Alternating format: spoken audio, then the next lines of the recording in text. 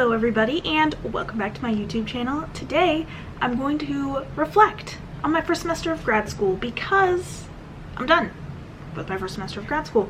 So I figured I would reflect, just kind of talk about the expenses. Is it worth it? Do I feel like I'm benefiting from it at all? And just kind of dive all into that. So if you're new, like, subscribe. Mostly like and mostly subscribe. Like, look, if you're watching, you might as well subscribe. I'm just saying. I don't make the rules. So first things first, let's just talk about expenses. Grad school is expensive. College in general is expensive, but grad school is on a whole new level because at least with college, like financial aid, I got grants and scholarships and stuff like that. Whereas for grad school, it was my first semester, so I don't know if they give out grants in grad school, but I didn't get anything for my first semester, and I feel like it's probably because it was my first semester, so I'm hoping next year I might get something for like good grades. I don't really know. So the expenses for tuition are already high. Tuition in general, at least for my school, is about $35,000. And then I got a $10,000 a year scholarship from the school, so it's $5,000 a semester. So I guess it makes my tuition about $30,000. So then, you know, you have to get student loans, all that stuff. But that's just tuition. That doesn't include any sort of fees. It doesn't include your rent, or if you're living in a dorm, or food, or books, or travel. So I guess I didn't really take that into consideration as I was applying and making my strides towards grad school. So for my school, we had to take 3 boot camp classes before the semester even started, and that was like a nice slick $500 right off the bat.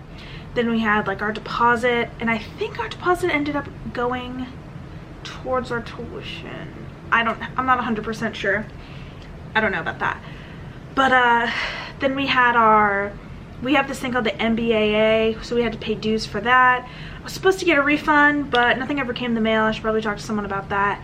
But all in all, my first semester I spent about $1,500 on just like random extra things that I didn't even know about, like the boot camp classes and stuff like that. So then in grad school, particularly business school, you have to wear business casual. So I had to buy new clothes because I was working in a job where I wore a uniform every day, so I didn't have any like nice dress pants or dresses or skirts or anything. So luckily H&M has like a pretty good business section, so I was able to get 2 suits. Both of them were under $100, so they're pretty nice quality suits, and that was pretty much that. I also suits for like interviews and like presentations, and then I got a bunch of dress pants from Old Navy, and then button down up whatever shirts and dress shirts from H&M and Old Navy, and roughly probably spent like $200 to $300 on all of that. Lots of money. So then you have to think about books. Luckily, throughout my undergrad career and through TikTok and social media, I've kind of learned the tricks and tips for how to get books for cheaper. So there's just hundreds of websites that you can go on. So you can go between like, I don't know, the actual website that the book is on, like I think McGraw-Hill is a pretty common book, so you can go to their website, Amazon, Chegg, you can rent, you can buy. There's so many different options, and I'm not afraid to rent books anymore like I used to be, because it's just such an easy return process. I didn't really realize how easy it was, but really easy process to return. Especially I live in an area where there's a FedEx, a UPS, and a USPS literally right down the street, so it's just not very difficult to return my stuff. So the expenses really caught up to me quick. Oh, I also had to buy a new laptop because my old laptop was not suitable for school and did not have enough storage or any of the things that they required for a computer. So it was a lot of money up front, and I feel like a lot of people don't think about that ahead of time, of just all of the money that you're going to be paying up front. It kind of mellows out as the semester goes on, which is nice. You're not really spending as much.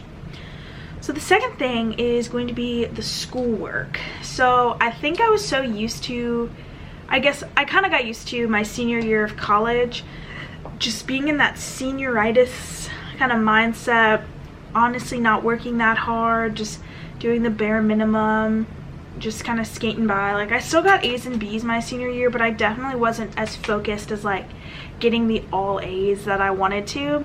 So coming back after not being in school for 2 years, and then before that, the only real memories I have were just like me not doing that much, I realized how quickly like it's just very difficult when you're just like thrown into this very rigorous program and you actually like have to get things going. So that kind of leads me into working too much. I didn't really have any sort of structure at first, so I would just work from, I mean, depending on when my classes ended, like some days they would end pretty early. Like when I would go to campus, I was done by 11, and the days I didn't go to campus, I could be done anywhere from like 12 to 3. But I didn't have any sort of daily plan or structure, so sometimes I would work until like 6, sometimes I'd work until 10, sometimes I'd work until 9, and it was just like every day it felt like I was working all day long, because I would take these little mini breaks, like an hour here, 30 minutes here, 15 minutes there, instead of just working for 3 hours and getting all my stuff done.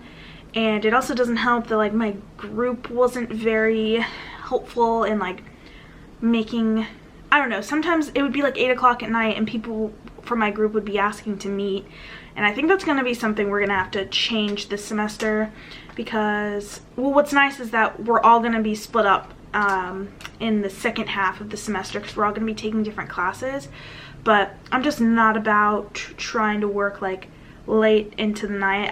We're supposed to treat this like a job, so I don't think that all the time, every week, we need to be working at like 10 p.m.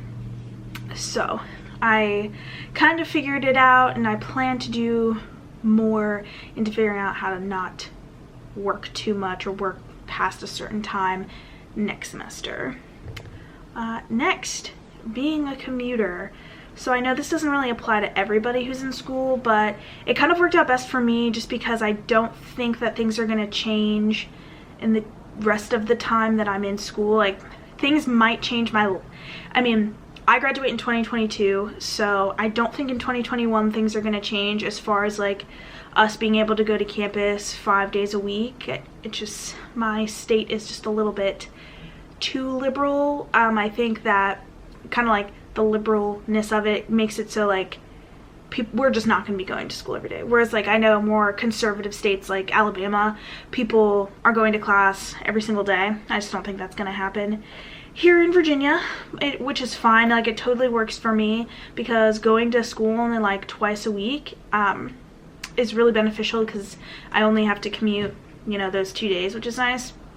But I feel like my school doesn't really take into consideration their commuter students, and I have some examples from last semester, but I also, well, okay, I'll talk about one example from last semester and then one that is upcoming that I'm not sure what I'm going to do about.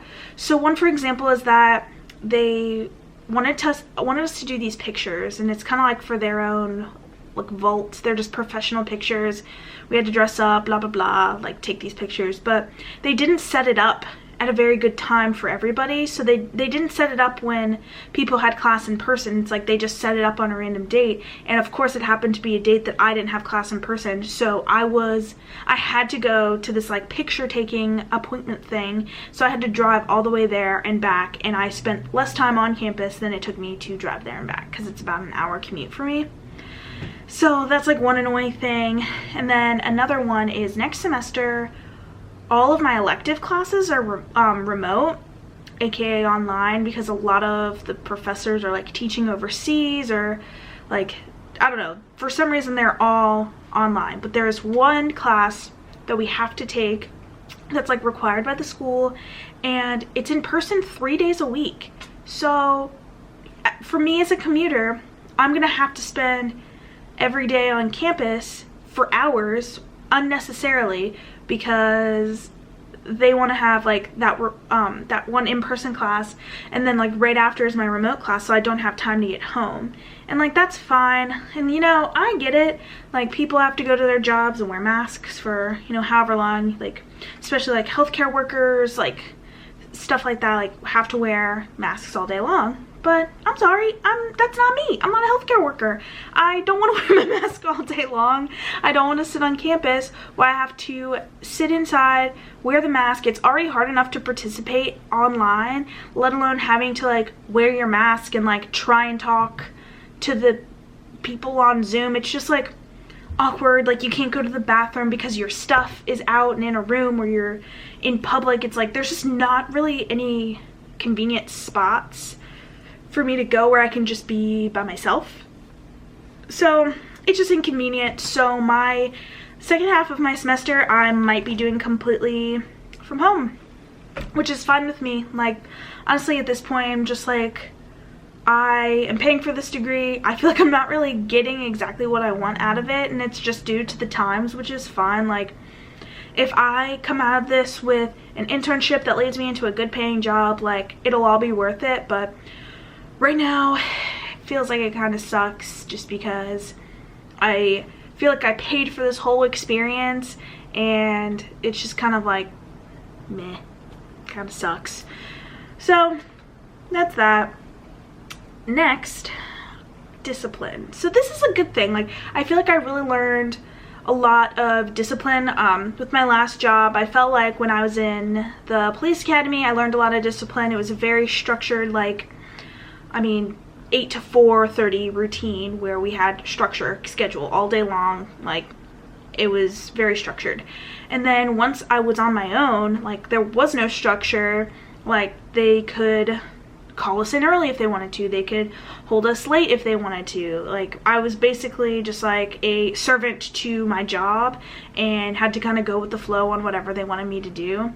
So I didn't really have any sort of structured life plan type, not life plan, but like day-to-day activities and plans, because it could have changed in an instant with work. And then it's like we worked 4 days on, 4 days off, so the days that I was working changed every week. Whereas like a 9 to 5 or like school, which is basically Monday through Friday, it's like you know what your days off are, so you just like know what you can do each day. And I feel like going back to school has given me that nice routine that I've needed.